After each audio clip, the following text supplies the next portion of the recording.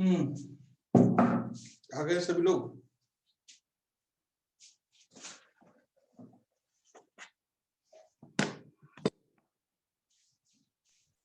Good morning sir.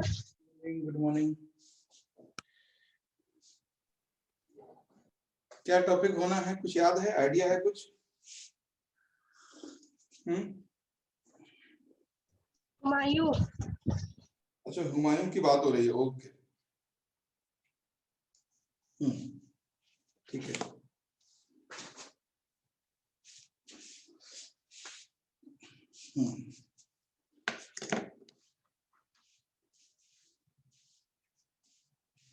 यानी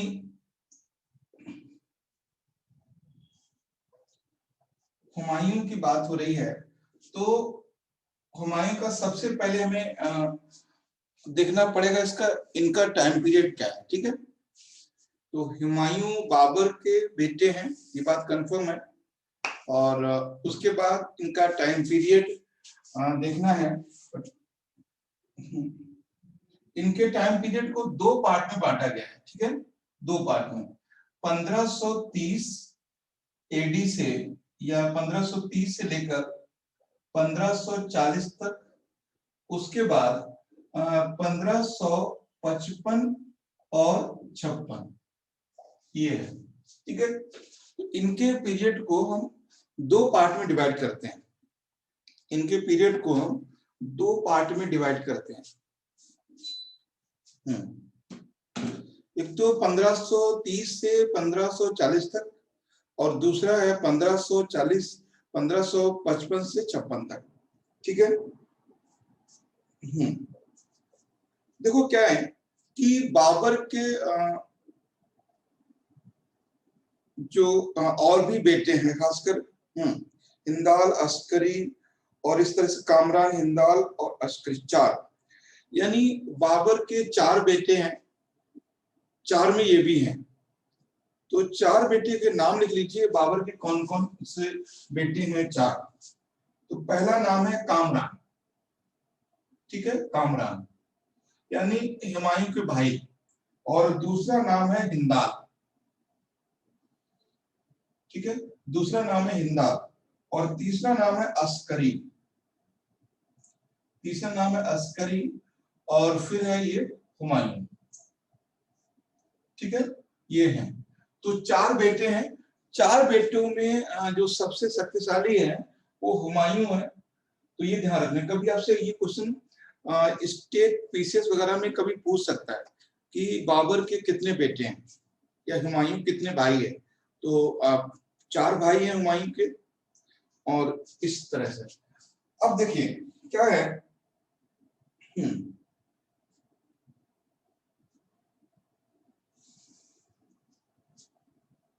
1530 में अकबर, जो बाबर, जो हुमायूं है, वो शासन पे बैठते हैं। ठीक है, 1530 से लेकर 1540 तक, 1530 से 1540 तक कोई प्रॉब्लम नहीं होती। ठीक है, और 1539 में और 1540 में ध्यान दीजिएगा। देखिए एक चीज आप समझिए यहाँ पे कि पहली बात हमने देखा कि हुमायूं दूसरा शासक है, और दूसरी बात हमने समझी इनके टाइम पीरियड को हमने दो बार में डिवाइड किया। वो क्यों किया हम बताएंगे। और हुमायूं के तीन और भाई हैं, कामरान, हिंदाल और अस्करी। देखिए है क्या कि जो बाबर हैं, जो हुमायूं है, ये जो मुगल सल्तनत है, देखिए इस तरह से इंडिया है, तो ये वाला पार्ट है, यहाँ पर मुगल सल्तनत है। ठीक है, यहाँ पर मुगल सल्तनत है, और यहाँ पर बिहार है ना, यहाँ पर बिहार है। तो देखो होता क्या है कि ये जो मुगल हैं वो भारत में बहुत नए हैं। नए मतलब अभी दूसरा ही बादशाह है, तो उसके अगेंस्ट में बहुत सारे ऐसे रीजनल पावर हैं। कभी आपसे क्वेश्चन ये बन सकता है कि क्या कारण है कि मुगल बादशाह को स्टार्टिंग में, प्रारंभ में झटका लगा। तो इसका रीजन है कि ये नए हैं। नए का मतलब बाबर आते हैं, है ना, बाबर। और बाबर मुगल साम्राज्य की स्थापना करते हैं। बाबर का बेटा हुमायूं आते हैं और हुमायूं के समय बिहार में एक अफगान सैनिक है जो काफी एम्बिशियस है, पावरफुल है, और वो मुगलों को चुनौती देता है, क्योंकि ये समझ में आता है यहाँ के लोगों को, रीजनल पावर को, कि जो मुगल आए हैं वो गैर कानूनी आए हैं। क्यों? यहाँ पे दिल्ली सल्तनत थी, दिल्ली सल्तनत के लोगों को मुगलों ने हराया है, ठीक है। तो शेर शाह सूरी मुगलों को भगाने के या मुगलों को हटाने के लिए पूरा भरसक प्रयास करते हैं, ठीक है। तो बिहार के शासक हैं शेर शाह सूरी। कौन है? शेर शाह सूरी, शेर शाह सूरी, ठीक है। शेर शाह ये बिहार के सासाराम के हैं, ठीक है। सासाराम, सासाराम एक जगह है बिहार में, वहां के हैं, ठीक।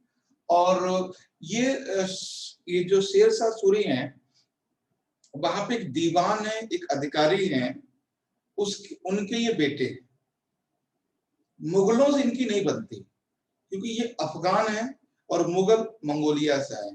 तो शेर शाह दिल्ली पर आक्रमण कर देता है, ठीक है। यानी मुगल पर आक्रमण करता है शेर शाह। अब शेर शाह कौन है ये समझ गए। जिस समय हुमायूं गद्दी पर बैठते हैं, उसी समय शेर शाह, जो कि अफगान सैनिक है ना, अपनी जाति से अफगानी है, वो हुमायूं पर आक्रमण कर देता है। तो हुमायूं पर वो दो आक्रमण करता है शेर शाह सूरी।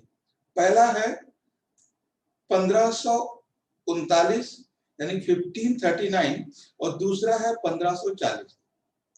1540 में हुमायूं को पूरी तरह से उखाड़ फेंकता है दिल्ली से, ठीक है। तो देखिए 1539 में एक युद्ध होता है, ठीक है। उस युद्ध का नाम है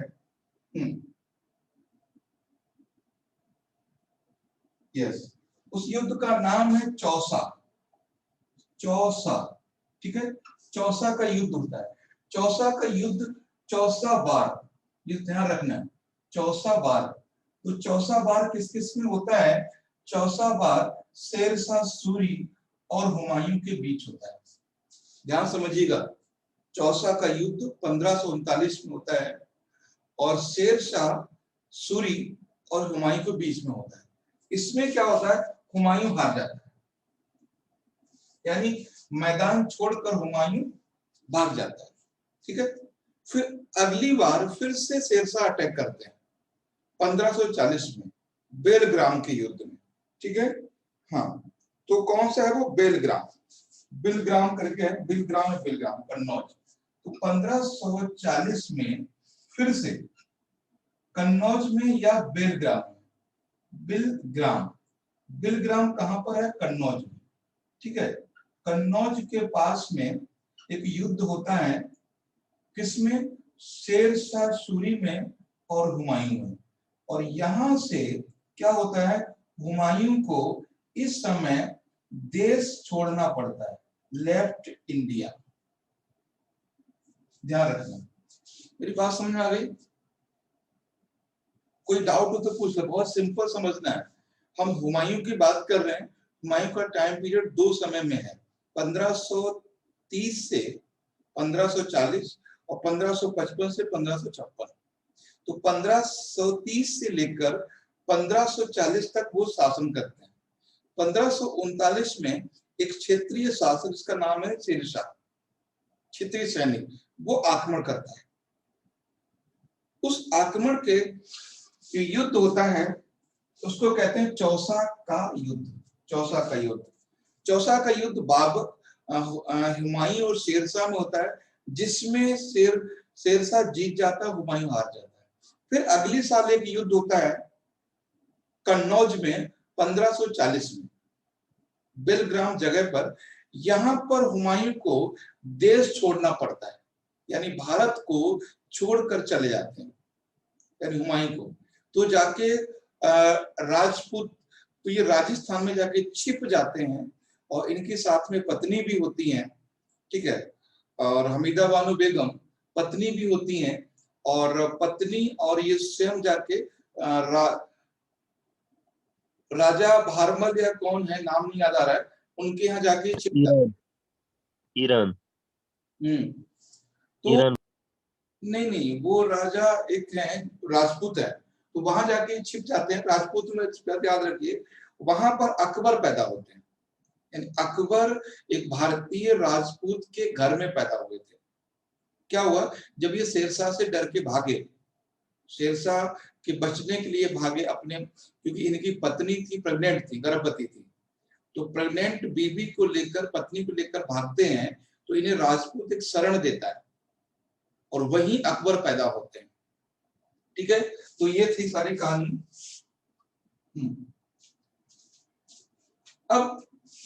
अब टाइम पीरियड शुरू होता है 1540 से 1555। किसका शुरू होता है पीरियड?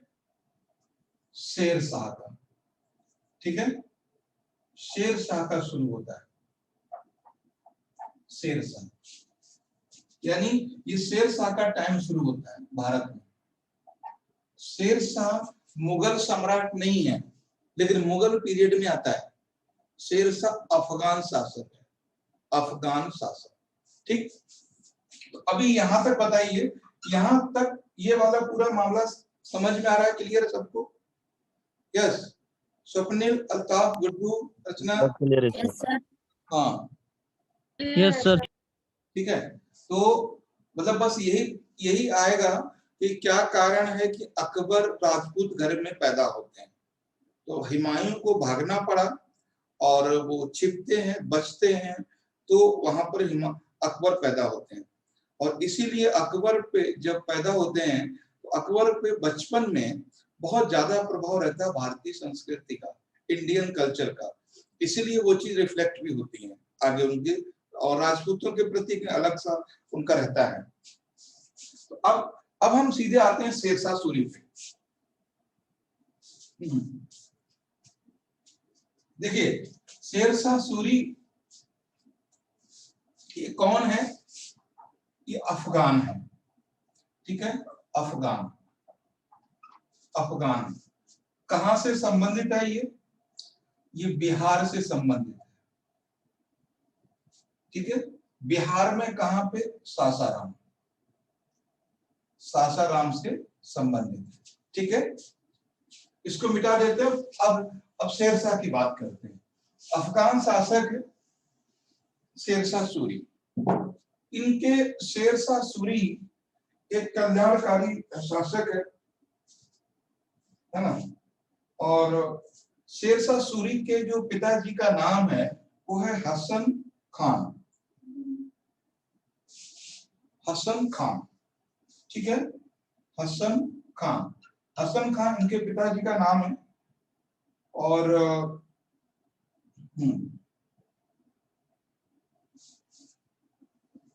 ठीक, अब देखते हैं इनके 3 काम बहुत फेमस हैं शेरशाह सूरी के।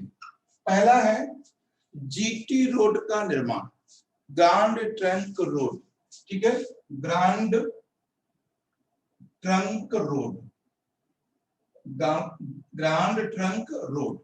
ये जो ग्रांड ट्रंक रोड है ये कलकत्ता से पेशावर तक है, जिसका निर्माण शेरशाह सूरी ने करवाया।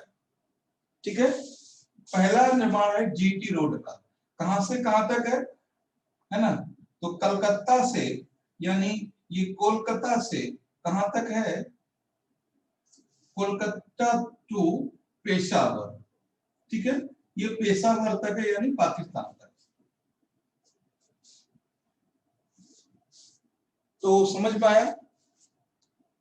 ये दूसरा काम है उनका, जो रुपी चलवाया था, रुपी वो इन्हीं ने चलवाया था। रुपया वो किसका था? सिल्वर का। ठीक है, भारत में जो रुपए का प्रचलन हुआ है वो शेरशाह सूरी ने करवाया, रुपए का प्रचलन। और एक काम और किया है कि यहाँ पोस्ट सिस्टम शुरू किया, पोस्ट सिस्टम यानी डाक व्यवस्था। he start post system.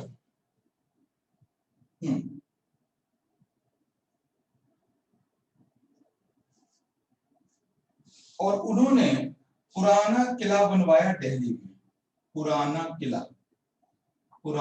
किला, ठीक है, पुराना किला का निर्माण करवाया दिल्ली में।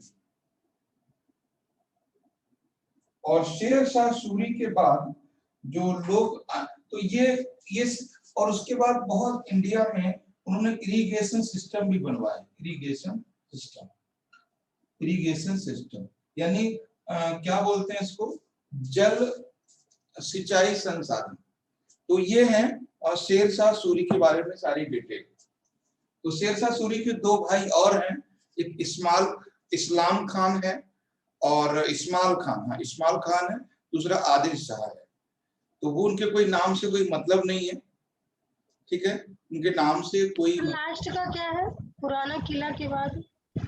इरिगेशन सिस्टम, सिंचाई सुविधा तंत्र यानी सिंचाई साधन, जैसे नहरों का निर्माण करवाना, कुएं बनवाना, तालाब बनवाना, इस तरह से, ठीक। तो बहुत ज्यादा समय नहीं मिला इन्हें, 15 साल का वक्त मिला। तो 15 साल में आप सोचिए, कलकत्ता से पेशावर तक रोड बनवा दिया, कलकत्ता टू पेशावर 15 साल में।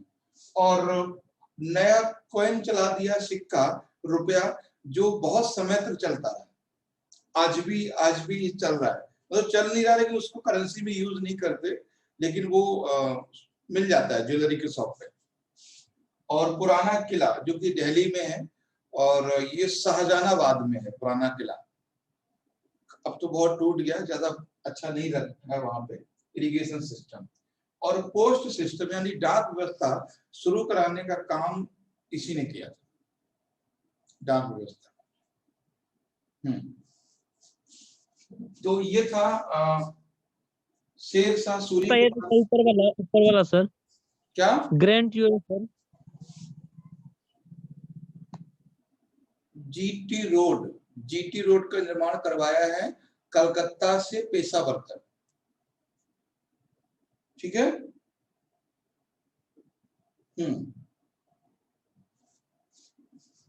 उसके बाद इनके जो सक्सेसर हुए हैं, अच्छा इसको मिटा देते हैं यहां तक।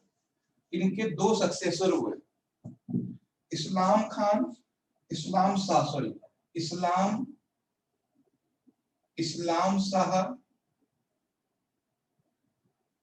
शाह और आदिल शाह, मोहम्मद आदिल शाह, ठीक है, मोहम्मद आदिल शाह। तो दो हुए। दोबारा 1555 में हुमायूं फिर वापस आते हैं और हुमायूं आदिल शाह को हराते हैं। एक साल जीवित रहते हैं, 15 से 55 से 1556 तक, ठीक है। और 1555 में दोबारा से हुमायूं गद्दी पर बैठते हैं, ठीक है, हुमायूं दोबारा से गद्दी पर बैठते हैं और 1555 में ही इनकी डेथ हो जाती है, 55-56 में इनकी डेथ हो जाती है, ठीक है, इनकी मृत्यु हो जाती है हुमायूं की, ये है। और अकबर जब शासक बनते हैं तो उनकी उम्र मात्र 12-14 साल होती है, ठीक है। तो ये है, ये थोड़ी सी कहानी थी। देखो एक बार मैं फिर आपको पूरा समराइज फॉर्म में कर देता हूँ, शॉर्ट फॉर्म में। हमने कहा एक शासक है हमारे पास, इसका नाम है हुमायूं, ठीक है। और ये दूसरा शासक है, सेकंड बादशाह है ना, सेकंड बादशाह है ये। और इनका समय 1530 से 1540 होता है। और ये दो युद्ध लड़ते हैं, है ना, वार ऑफ चौसा और वार ऑफ बिलग्राम, ठीक है। ये दो युद्ध लड़ते हैं और इनको कौन हराता है? शेरशाह सूरी, ठीक है। शेरशाह सूरी इनको हराता है। शेरशाह सूरी। शेरशाह सूरी कौन है? शेरशाह सूरी एक अफगान है ना, अफगान है। वो इंडिया में 3-4 काम करता है, ठीक है। जीटी रोड का बनवाना, जीटी रोड, पोस्ट सिस्टम और रुपए, ये 2 काम वो इम्पोर्टेंट करके चला जाता है, ठीक। तो ये था, और दोबारा से फिर से 1555 में फिर से हुमायूं वापस आते हैं और अपनी गद्दी पर बैठते हैं। तो ये है, इतना था शॉर्ट फॉर्म में हुमायूं के बारे में, बताएं, ठीक है।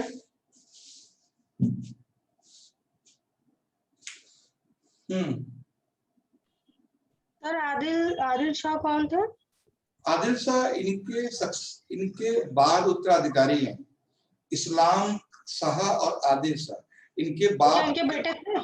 हाँ, इनके बेटे हैं, इनके आने के मतलब इनके डेथ के बाद।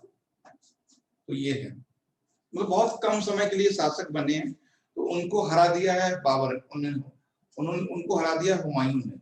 तो उन लोगों हुमायूं ने हरा दिया, दोबारा से 55 में बैठते हुमायूं, और 1 साल में उनकी डेथ हो जाती है। और जो नया शासक हमारे सामने आते हैं वो आते हैं अकबर, ठीक है। अकबर हमारे सामने आते हैं, अकबर। तो ये पूरा क्लियर हो गया, ये वाला, यस। तो अभी हम देखेंगे अकबर द ग्रेट, है ना, अकबर द ग्रेट, इनके बारे में बात करेंगे, अकबर द ग्रेट के बारे में। इनका शासन देखेंगे कब से कब तक है ना, इनका शासन देखेंगे कब से कब तक है। पहली बात,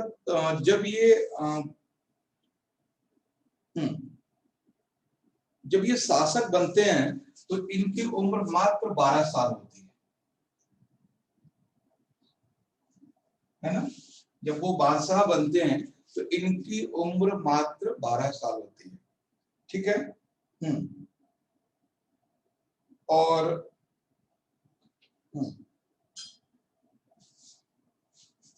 इनके जो गार्जियन हैं वो हैं कौन? बैरम खान, बैरम खान, ठीक है, बैरम खान। तो बैरम खान के अंडर में ये शासक बनते हैं। आपने जोधा अकबर मूवी देखी होगी, शुरुआत जोधा अकबर मूवी की यहीं से होती है। होता क्या है कि वो जो आखिरी हिंदू शासक होता है हेमू, उसको पकड़ के लाया जाता है, तो अकबर से ये बोला जाता है कि इसका सर कलम कर दो, मार दो। तो अकबर की उम्र 12 साल है, 12-13 साल है, तो उन्हें तलवार दी जाती है। तो अकबर उसको मार नहीं पाते हैं, ठीक है। तो लेकिन युद्ध में तो मारना जरूरी है सामने वाले को, चाहे कोई भी हो, ये तो नियम होता है। और अकबर शुरू से ही काइंड हार्टेड थे, मतलब थोड़े से दयालु प्रवृत्ति के।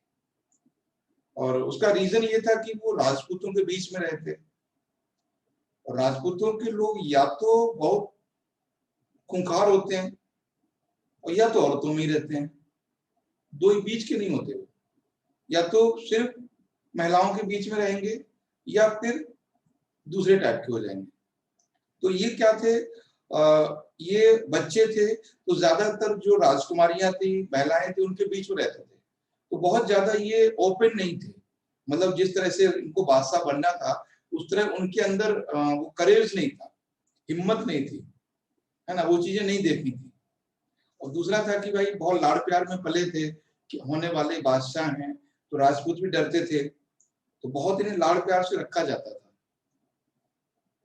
क्योंकि आने वाले समय की ये बादशाह हैं, तो बोलेगा कौन। तो इसलिए बहुत कभी आपसे क्वेश्चन बन सकता है इंटरव्यू में कि क्या रीजन है कि अकबर सबसे अलग है। अकबर को वो माहौल नहीं मिला शुरू से। जो आदमी 14 साल तक राजपूतों के बीच में रहा है, तो उसे क्या पता खून खराबा क्या होता है।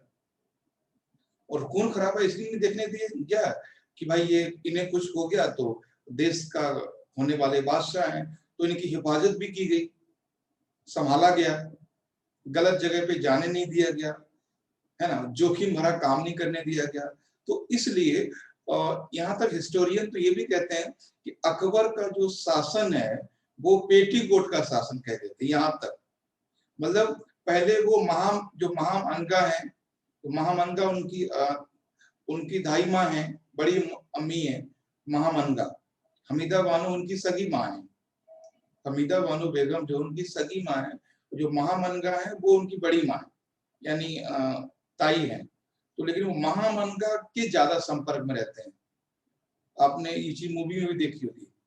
तो महामनगा वो अलग टाइप से है, वो बहुत ही स्ट्रांग है, तो वो उनको स्ट्रांग बनाती हैं महामनगा।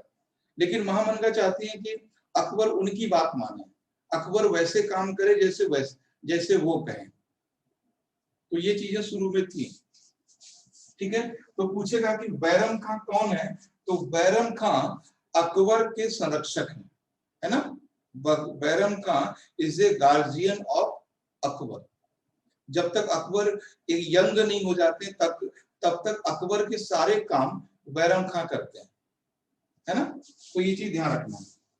और अकबर की लाइफ में 2-3 लोग आते हैं, ठीक है, खासकर 3 लोग। अगर फीमेल की बात करें तो एक तो महामनगा और दूसरा हमीदा बानो बेगम,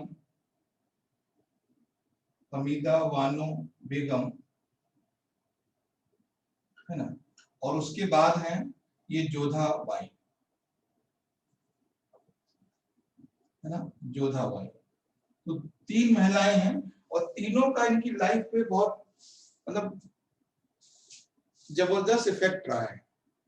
2 का तो बहुत रहा है, इनकी माँ का थोड़ा कम है, ठीक है, माँ का थोड़ा कम है।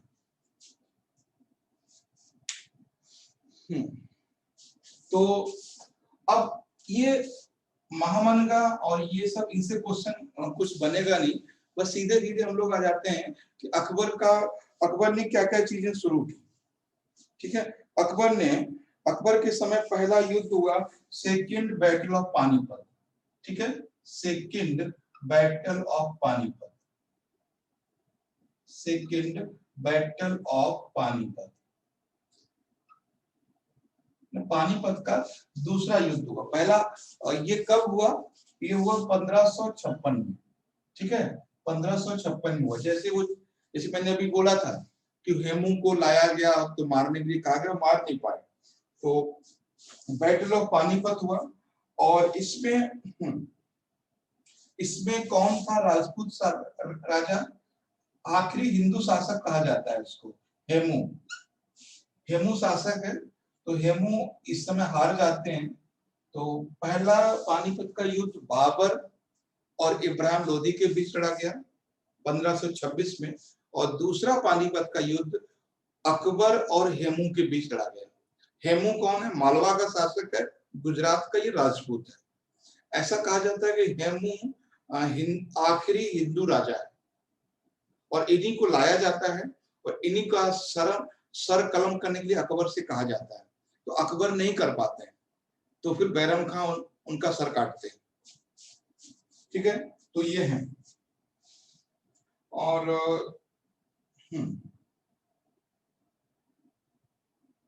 अकबर ने बहुत सारे एरिया को जीता है, ठीक है, अकबर ने बहुत सारे एरिया को जीता है। एक बार लिख लेते हैं कौन कौन से एरिया को अकबर ने जीता है,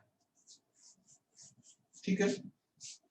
पहला एरिया अकबर ने जीता है वो है मालवा, ठीक है, मालवा पहला एरिया। चाहे डेट चाहे लिख सकते हैं 1560 खुद से। उसके बाद है चुनार। देखो कुछ भरोसा नहीं है यूपीएससी कब क्या पूछे, 1561। उसके बाद है मेरता एक जगह है, मेरता, ठीक है, मेरता, ये है 1562। और उसके बाद है गोंडवाना है ये 1565 में। तो ये एरिया को अकबर जीतते हैं।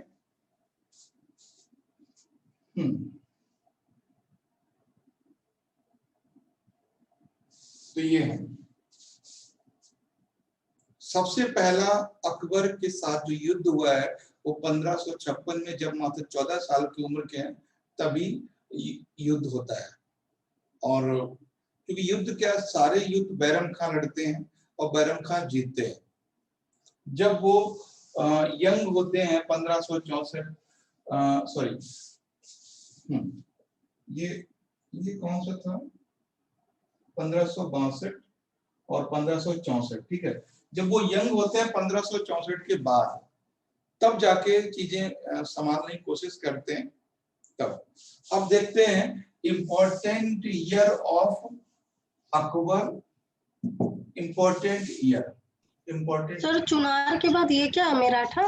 मेराथा, हाँ मेराथा, इंपॉर्टेंट ईयर ऑफ अकबर। तो अकबर के समय में कुछ काम किया अकबर ने, तो वो कभी कभी क्वेश्चन बन सकते हैं, इंपॉर्टेंट ईयर। ठीक है, पहला काम किया इन्होंने 1562 विजिट अजमेर। पहली बार वो अजमेर अकबर जाते हैं और वहां पर सलीम चिश्ती से मिलते हैं पहली बार, क्योंकि ये सलीम चिश्ती वही हैं जो अकबर को पुत्र होने का आशीर्वाद देते हैं अकबर को। तो सलीम चिश्ती कभी आपसे पूछेगा कि अकबर किससे मिलने गए थे, तो अकबर सलीम चिश्ती से मिले, सलीम चिश्ती, ठीक है। ये सूफी संत हैं सलीम चिश्ती और उनके समकालीन है। तो उन्होंने बोला है कि मतलब अकबर के कोई बच्चा नहीं था, लोगों ने बोला कि मजार पे जाओ, दुआ मांगो, ये सब चीजें थी। तो ये बात थी। तो पहली बार कि 1564, हाँ 1562 में ये पहली बार कहाँ गए, अजमेर। अजमेर और किससे मिले, सलीम चिश्ती से, सलीम चिश्ती से फर्स्ट टाइम। उसके बाद है 1562 में ही इन्होंने एक काम और किया है। इन्होंने ये काम किया है कि युद्ध में पकड़े गए बंदियों को दास नहीं बनाया जाएगा। युद्ध में पकड़े गए बंदियों को जबरदस्ती दास नहीं बनाया जाएगा। तो लिख लीजिए ban on slavery, ban on slavery, slavery. तो अब जो दास प्रथा थी वो खत्म कर दी। पता है क्रोनोलॉजी पूछता अकबर ने पहले क्या किया। तो सबसे पहले 1562 में 1562 में ही बैन द स्लेवरी। तो पहले होता क्या था कि भाई कोई एरिया जीता और उसकी जो भी पॉपुलेशन है, जो भी लोग हैं, उनको सबको दास या दासियां बना दिया गया। तो अकबर ने कहा कि नहीं, अब ये नहीं होना है। हम किसी एरिया को जीतेंगे तो वो हमारी रियाया होगी, हमारी जनता होगी, हम उसको गुलाम नहीं बनाएंगे, उसको अपना दास नहीं बनाएंगे, ठीक है। तो उसके बाद है 1563 में क्या किया, evolution of the Pilgrim tax, यानी तीर्थ कर समाप्त कर दिए, ठीक है। हाँ, इवोल्यूशन ऑफ पिलग्रिम टैक्स, ठीक है, पिलग्रिमेज टैक्स, यानी 1563 में अकबर ने तीर्थ कर समाप्त कर दिए, तीर्थ कर, टैक्स ऑन द पिलग्रिमेज। 1564 में अकबर ने जजिया को समाप्त कर दिया। ये बहुत इंपॉर्टेंट डेट है, 1564। 1564 इवॉलिश जजिया अकबर, ठीक है। तो क्या किया अकबर, जजिया पर रोक लगा दी 1564 में, ठीक है, बैन ऑन जजिया। तो जजिया जानते हैं ना सर? क्या था जजिया? Sir, religious tax on Hindus. ठीक है। नॉन मुस्लिम पॉपुलेशन से लिया जाने वाला टैक्स जजिया, और मुसलमानों से लिया जाने वाला टैक्स ज़कात। Zakat. हाँ, तो ज़कात और जजिया दोनों टैक्स लगे हैं, और जजिया बहुत पहले से लगता है, और जजिया कोई धार्मिक कर नहीं था एक्चुअली, ये एक तरह से राजस्व था, और अकबर ने इसको हटाया। तो अकबर ने बोला ये तो बहुत गलत है कि कोई बंदा अपने परवरदिगार के दीदार के लिए पैसा दे, ये तो मुआवजा दे, ये तो बहुत गलत है। तो अकबर ने टोडरमल से पूछा, मूवी दिखाया गया है, तो बोलते हैं क्या आप भी देते हैं जजिया? तो अकबर बोलते हैं जी जहांपना। तो बोलते हैं आपने इसकी मुखालफत क्यों नहीं की? तो बोलते हैं कि एक लाइन बहुत अच्छी बोलते हैं वो यहाँ पर, बोलते हैं ये बरसों से लगता चला आ रहा है। ठीक है, दोबारा टोडरमल से पूछा जाता है, जब जजिया का अनाउंसमेंट होता है कि जजिया को हटाया जाएगा, तो जहाँ पे जो मुल्ला मौलवी रहते हैं उनको देना नहीं है, तो वो तो बोलेंगे, तो वो बोलते हैं कि जहांपना ये तो सियासी हुक्म है, न कि धार्मिक। ये जो जजिया है वो सियासी है, धार्मिक नहीं है। तो फिर वो बोलते हैं कि अकबर कहते हैं कि यहाँ पर जो लोग आए लूट के चले गए, तो वहां पे एक जो मौलवी होते हैं वो कहते हैं क्या वजीर खजाना ये बताएंगे कि इसका हटाने का खजाने पर क्या फर्क पड़ेगा? अकबर फिर पूछते हैं टोडरमल से, तो अकबर कहते हैं कि जहांपना इसका खजाने पर तो खर्च, मतलब खजाने पर तो इसका असर पड़ेगा, यानी जो टैक्स है वो कम हो जाएगा। तो जाहिर सी बात है कि मारपीट होती रहती है। अब 4:30 पे बैठ भी गए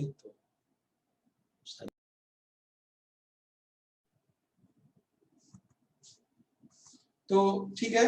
हमने सिर्फ इतना बताया कि 1564 में जजिया को हटाया गया, और टोडरमल ने कहा कि जजिया अगर हटाया गया तो खजाने पर तो असर पड़ेगा, यानी टैक्स कम हो जाएगा। तो ये बात समझ लेना कि जजिया क्यों लगाया गया और जजिया हटाने से क्या फर्क पड़ा। जजिया हटाने से जो राजस्व था, जो रेवेन्यू था, उसका आना कम हो गया। ठीक है, कोई डाउट तो नहीं है? हाँ, और जो एक टैक्स था ज़कात, जजिया और ज़कात दो टैक्स थे। जो जजिया टैक्स है वो तो गैर मुसलमानों से लिया जाने वाला कर है, ज़कात मुसलमानों से लिया जाने वाला कर है। ज़कात जो थी वो एक तरह से डोनेशन होता था, यानी हर मुसलमान एक आमदनी का एक हिस्सा, ध्यान दीजिएगा, हर मुसलमान आमदनी का एक हिस्सा सामाजिक कल्याणकारी कार्यों के लिए दान करेगा। ठीक है, यानी कह सकते हैं ना कि ये डोनेशन था, एक पर है ना, एक डोनेशन था। ये कहावत भी है, जो जरूरतमंद है ज़कात उसी तक नहीं पहुंचते। तो जिसको जरूरत है, ज़कात का मतलब यही था कि हम एक अपनी इनकम का एक हिस्सा लोगों की भलाई के लिए दान करते हैं। ठीक है, तो ये ध्यान रखना। और जो जजिया थी वो फोर्सेबल थी। फोर्सेबल मतलब अनिवार्य थी, लेकिन ज़कात अनिवार्य नहीं थी। ठीक है, ज़कात अनिवार्य नहीं था, ज़कात फोर्सेबल नहीं था। जिसकी मर्जी हो वो दे, जिसकी मर्जी हो वो ना दे। ये 5 pillars आता है, इस्लामिक 5 pillars में ज़कात। हाँ, तो वो ये है, वो बस वही है ना कि जैसे हिंदू धर्म में अब पुण्य करना, तो जितना जो आदमी ज़कात करता है उसको उतनी ही बरकत मिलती है, तो ऐसा कॉन्सेप्ट है। अच्छा, अपनी दौलत में 2.5 देना पड़ता है। अच्छा, ठीक है। तो 1564 1565 में इन्होंने, हाँ, 1563 और 64, ठीक है, ये हो गया। 1571 में ये फतेहपुर सीकरी बनाते हैं, फतेहपुर सीकरी। 1571 में फतेहपुर सीकरी। फतेहपुर सीकरी कहां पर है? बता सकते हैं कोई? क्या बात है, यूपी फतेहपुर में, है? किधर है? UP, UP sir. यूपी में किधर? बहुत फेमस जगह है भाई, आगरा में है। आगरा से जस्ट 8 किलोमीटर दूर है। जब आप आगरा का किला देखने जाते हो तो वहां पर मतलब वो फतेहपुर सीकरी जाना ही होता है। जाना इसलिए होता है कि फतेहपुर सीकरी में शेख सलीम चिश्ती की मजार है, और फतेहपुर सीकरी में ही अकबर ने इबादत खाना बनवाया था। ठीक है, तो फतेहपुर सीकरी जो है वो एक शहर है, एक कस्बा है जो अकबर द्वारा बसाया गया था आगरा के पास में। वहीं और वहां पर अकबर ने शेख सलीम चिश्ती की मजार बनाई, और वहीं पर अकबर ने इबादत खाना बनाया। ठीक है, तो 1561 ये चीज बहुत ज्यादा गलत है। ठीक है, हाँ, ये चीज बहुत ज्यादा गलत है कि आपको अपने मतलब फतेहपुर सीकरी की बात हो रही है तो नहीं समझ में आ रहा है कहां पर है। तो ये अकबर की वो चीजें हैं जो हर किसी को पता होना चाहिए। ठीक है, इसके लिए अगर कहीं इंटरव्यू में पूछ लिया, पूछेगा तो नहीं क्योंकि उसको पता है कि आपको पता होगा, लेकिन इसको पता है कहाँ कि आप बहुत बड़े महान, ये कहाँ उसको पता है। अगर गलती से भी कहीं आ गया ऐसा और उसने पूछ लिया कि आपको, उसको लगा कि ये कंफ्यूज है इसमें, पूछ लिया बताओ कहाँ पर है, तब बहुत बुरा हाल करने वाला करेगा वो। लेगा तो नहीं, ये बात तो कंफर्म है। ठीक है, उसके बाद है इसमें फतेहपुर सीकरी मनसबदारी सिस्टम, मनसबदारी सिस्टम शुरू किया। ठीक है, मनसबदारी सिस्टम, मनसबदारी सिस्टम। देखो मनसबदारी सिस्टम क्या, उसको समझिएगा। कभी पूछेगा मनसबदारी सिस्टम किससे जुड़ा हुआ है, तो मनसबदारी सिस्टम सैन्य व्यवस्था से जुड़ा हुआ है। सैन्य व्यवस्था, मनसब माने होता है पद। देखिए, मनसब माने होता है पद। जैसे मान लीजिए कि अगर कोई व्यक्ति है, जैसे मान लीजिए ये है कोई रहीम खान, सपोज कीजिए रहीम खान व्यक्ति का नाम है, और कोई मान लीजिए है बीरबल, है ना, बीरबल है या टोडरमल है, कोई भी नाम है, टोडरमल है। तो अगर ये 5 मनसब रखते हैं, 5 मनसब, और ये मान लीजिए 7 मनसब रखते हैं, 7 मनसब, और ये मान लीजिए 15 मनसब रखते हैं। ठीक है, तो मनसब का मतलब होता था टाइटल। जितने ज्यादा मनसब उतनी ज्यादा उनको सैनिक रखने की परमिशन। मेरी बात समझ में आ गई? एक मनसब, 2 मनसब, कहते ना कि आपको, हाँ, जैसे पद सर, पद के थे मनसब को, पद। पद। ठीक है, पद। हम्म, आपको चलो 500 मनसब का हमने हकदारी बना दिया, अकबर ने कहा नहीं आप 10 के बन गए। तो जितने ज्यादा मनसब उतने ही बड़ा अधिकारी और उतने ही सैन्य व्यवस्था रखने का उनको अधिकार। तो मनसबदारी व्यवस्था जो है वो सैन्य पर आधारित है, सैन्य शक्ति पर आधारित है। ठीक है, ये चीजें हैं। तो और सबसे बड़े मनसबदार टोडरमल ही थे, ये बात भी सही है। ठीक है, सबसे मनसबदार टोडरमल ही थे।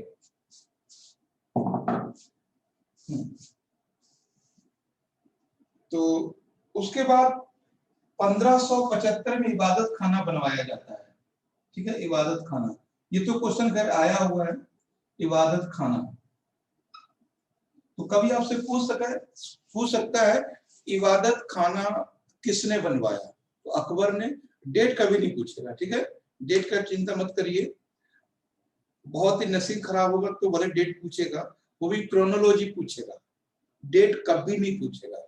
क्रोनोलॉजी पूछेगा कि यानी जजिया का समाप्त करना, और फतेहपुर सीकरी का निर्माण करना, और दास प्रथा का खत्म करना, और इबादत खाना का बनवाना, इनका क्रम बताइए। तो वो पहला, दूसरा, तीसरा ऐसे पूछ लेगा। तो वो थोड़ा सा आपको याद रखना पड़ेगा, उसकी कोई वो नहीं है। ठीक है, तो इबादत खाना कहाँ पर है, ये फतेहपुर सीकरी में है। और ये है क्या, ये Ibadat Khana is a place where discussion held with all religion. एक ऐसा स्थान है जहां पर सभी धर्मों पर परिचर्चा होती थी। ठीक है, इबादत खाना एक जगह है, कहां बनाई गई है, फतेहपुर सीकरी में। ठीक है, फतेहपुर सीकरी यानी आगरा में एक जगह है, स्थान है जहां पर सभी धर्मों पर चर्चा होती थी। यानी किसमें चीजें अच्छी हैं, किसमें चीजें ज्यादा अच्छी हैं, खराब तो किसी में नहीं थी। एक दूसरे की लोग दूसरे के धर्मों को समझते थे यहाँ पे। तो ये था इबादत खाना। और उसके बाद है इसमें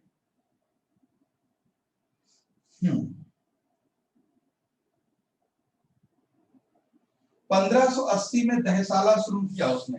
1580 में दहसाला, ठीक है, दहसाला, ये सारे इंपॉर्टेंट हैं। अच्छा, दहसाला क्या है, तो दहसाला इज ए टैक्स, एक प्रकार का टैक्स है ना। दहसाला एक प्रकार का टैक्स है। तो दहसाला का एक टैक्स है, यानी कोई भी व्यक्ति 10 साल के, है ना, 10 ईयर के एवरेज प्रोडक्शन का वो टैक्स देगा। ठीक है, और वो टैक्स 1/6 से लेकर 1/4 तक था। ठीक है, तो दहसाला समझ गए। दहसाला एक राजस्व पद्धति है जिसमें कोई भी व्यक्ति 10 साल के औसत उपज से राजस्व देगा, और राजस्व 1/6 से लेकर 1/4 तक होगा उपज का। ठीक है, तो ये है दहसाला बंदोबस्त। 1582 में इन्होंने क्या शुरू किया, दीन इलाही। दीन इलाही 1582 में 1582 में दीन इलाही। ठीक है, दीन इलाही, दीन इलाही। तो दीन इलाही क्या था, एक अकबर द्वारा शुरू किया गया सेक्ट है, यानी कह सकते हैं रिलीजन है, धर्म है। इसको मानने वाले सिर्फ 2 ही लोग हैं, एक अकबर खुद और दूसरा टोडरमल।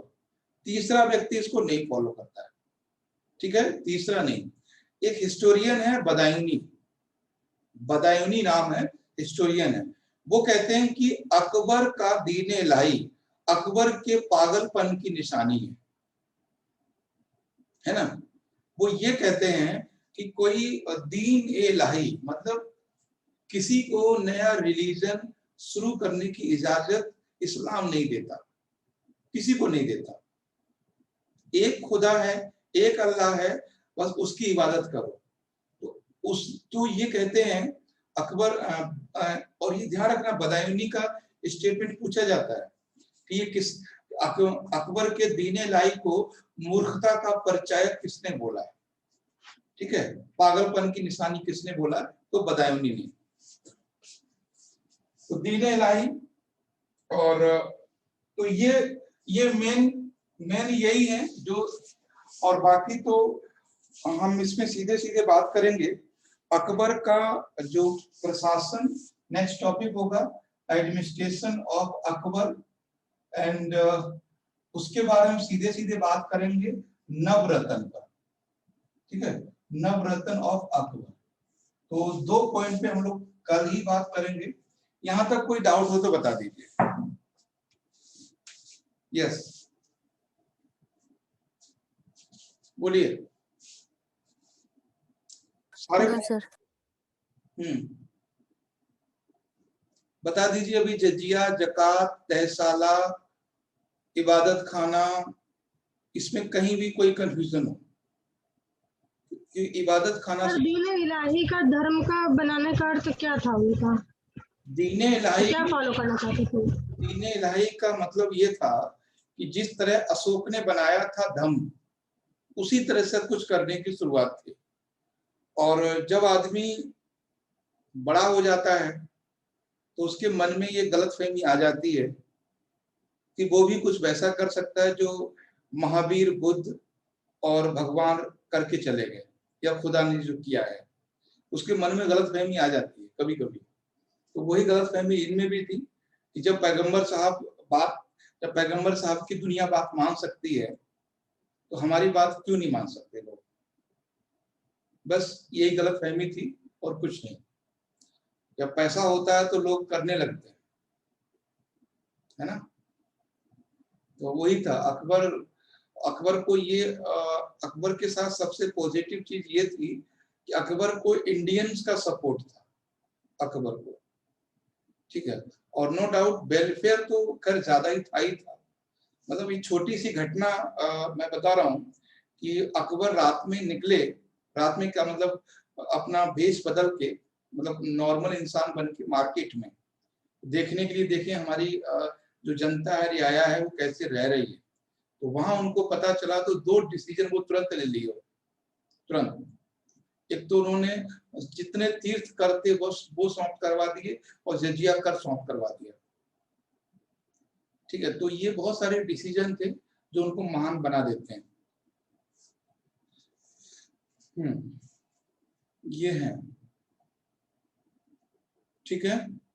तो अभी वो कभी सर रिलीजियस को लेके कभी कुछ वो उठे नहीं ना, सबको सम्मान लेके चले ना। हाँ, पहली चीज ये देखी। ये सामान्य लेके चले, उन्हें हिंदुओं से प्रॉब्लम नहीं थी, लेकिन जो उन्होंने दीन इलाही शुरू किया ये सही नहीं था और ये नहीं करना चाहिए, ठीक है। प्रॉब्लम ज्यादा बढ़ जाती है। रिलीजन शुरू करना इतना आसान चीज नहीं है। आप जिस आइडियोलॉजी से शुरू कर रहे हो, क्या वो आइडियोलॉजी आने वाली पीढ़ी उसको ले जाएगी, ये गारंटी नहीं है। इसीलिए आप देख रहे होंगे और जितने भी बड़े लोग हुए हैं, चाहे वो महावीर हो, बुद्ध हो, और जो बाकी लोग विवेकानंद हो, राजा राम मोहन राय हो, इन्होंने कोई अपना सक्सेसफुल नहीं बनाया कभी भी। ये नहीं बोला हमारे बाद ये काम करेंगे, उन्हें सिर्फ अपनी बातों भरोसा था। उन्होंने कभी नहीं कहा, गांधी ने कभी नहीं कहा कि हमारे बाद ये आएंगे, कभी विवेकानंद ने नहीं कहा, कभी बुद्ध ने नहीं कहा, कभी महावीर ने नहीं कहा, कभी पैगंबर साहब ने नहीं कहा। तो जितने भी लोग थे ये नहीं करते, ये चीजें होती हैं, ठीक है। तो हम लोग मिलते हैं 10:30 बजे टेस्ट के लिए। जी सर।